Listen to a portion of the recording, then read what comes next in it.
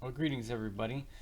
Here's a question that came in today from assignment 1.1, uh, and it's about a frequency polygon, and it asks us to identify the boundaries of the class with the greatest frequency. Okay, and it's not very difficult for me to tell you how to do that. Because all you do is do a little dividing, a little adding and subtracting, and it's not so bad.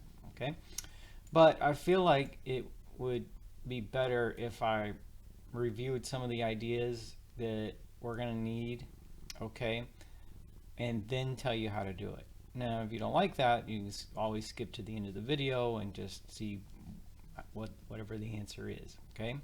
All right, now, so let's get our head wrapped around all the ideas behind this, okay? So we usually start with raw data, okay? So here's these are screenshots from a video I've already made, but some scientist is trying to figure out how big are iguanas on average or something like that. And so we get the lengths in centimeters of 24 iguanas, okay? And that's unorganized raw data. And say that we were going to make a frequency histogram, then we would need to find like the classes and the frequencies and all that. So we would start by finding the range, which is the largest value in the data set, which is 74, minus the smallest one, which is 52. You get 22 if you do that. And then if you say you wanted 5 classes, okay, then, and that number would be given to you, but say it was 5, then we divide the class, the range, which is 22, by 5, which is the number of classes that we have. 1, 2, 3, 4, 5, or the number of classes that we want. You'll get 4.4 if you do that, but you always round this number up. So that gives you a class width of 5. Okay? Now, from there, what we do is we start with the smallest value in the data set, 52, and we add 5, and we get the beginning of the next class, which is 57. And then we add 5 to get the beginning of the next class, which is 62. And if the next class after the first one starts at 57, that means this one ends at 56. Okay? All right, so but that was explained in another video. I'm trying to go through it fairly quick right now and so on. But those are the classes, okay? Now, if we have a frequency polygon, which is what's given here, okay, then that is based on the midpoints, okay? So what I see here, if I look a little closer, where all of these points are, is at the midpoint of the class, all right? So if I was going to make a frequency polygon, which is what we have here, then I would need the midpoint. So let's say like I don't have the midpoint yet. How do I get the midpoint of each class? Well, you add the class limits 52 and 56 together, and you divide it by 2, and you'll get the midpoint. You'll get 54.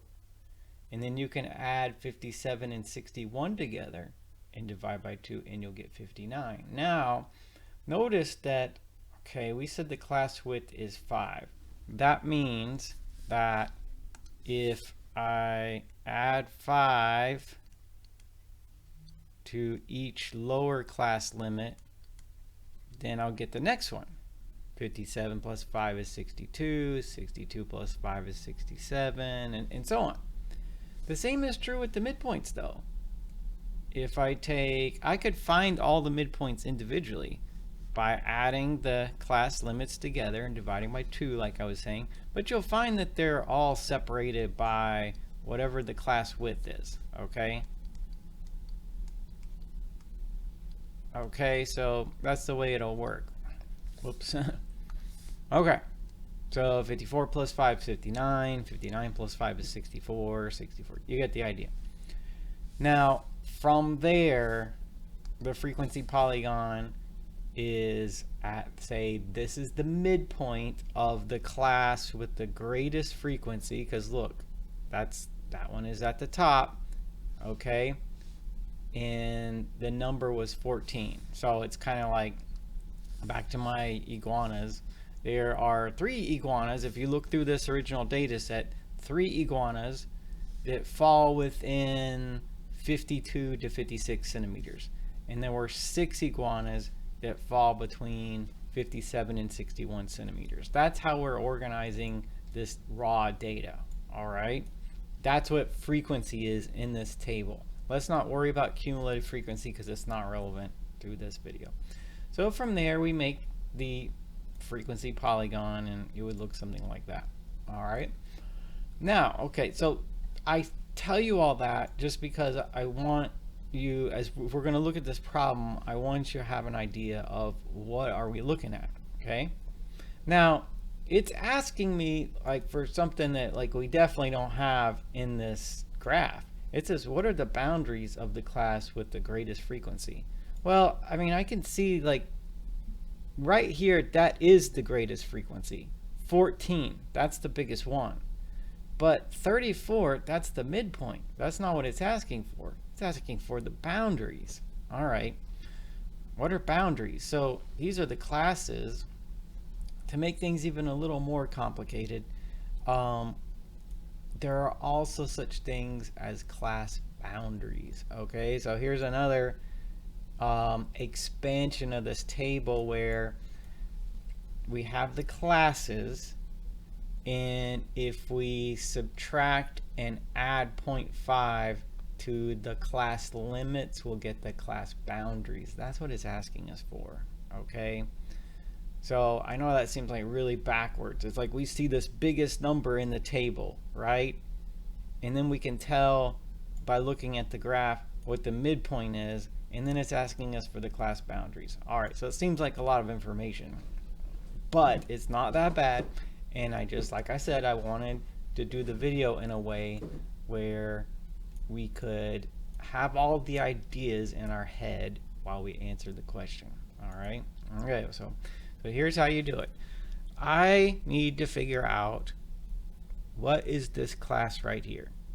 If I could go back to the table that the person looked at when they made this, I'm trying to figure out what are the class boundaries. Okay, that's what I'm trying to do. So here's how we do it. I have drawn an expansion of what we're looking at. Remember, I saw that number 34. Okay, so that's what I'm after. I want to know the class boundaries right here because that's the biggest one. Okay, now, all right, well, here's what we do. We take the class width. Oh, how are we going to find that? What's the class width? The class width is 3. How do I know that? Well, you know, when I was explaining earlier, I said that the midpoints, which is what we see in that frequency polygon, are separated by the class width. So look back at this graph.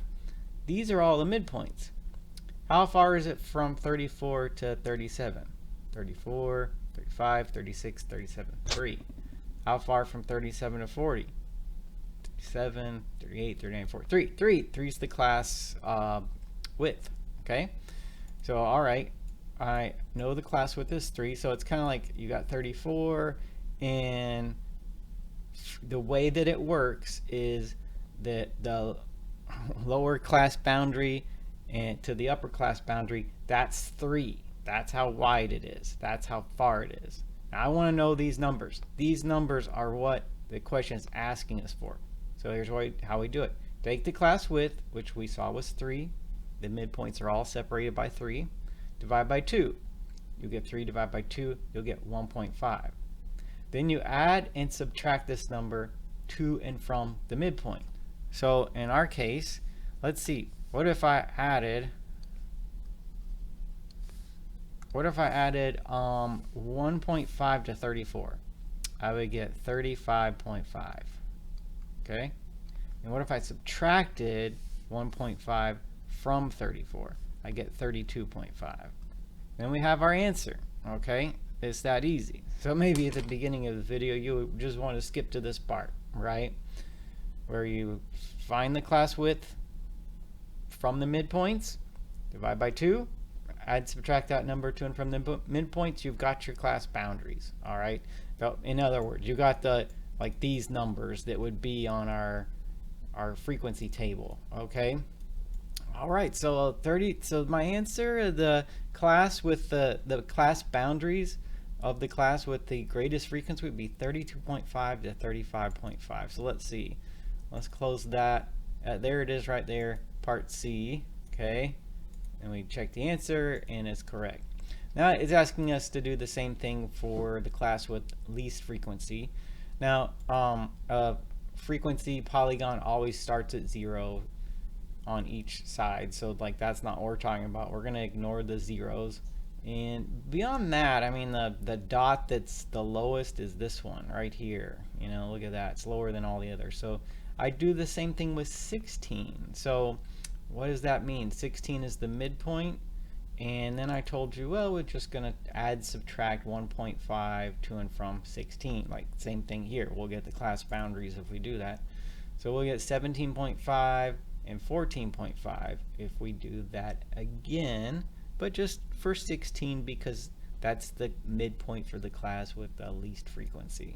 Okay, so there's 14.5, 17.5, that's what I wanted. And I check it and it's correct. Okay, so that's how you can deconstruct this. You know, maybe you see it as simple as what I have here, but like I said, I like to kind of take the chance of reviewing a lot of the concepts involved. I hope that was helpful, but like I said, of course, if that's not what you needed, you could just skip to this part right there. As you're looking at it, that's how it's done.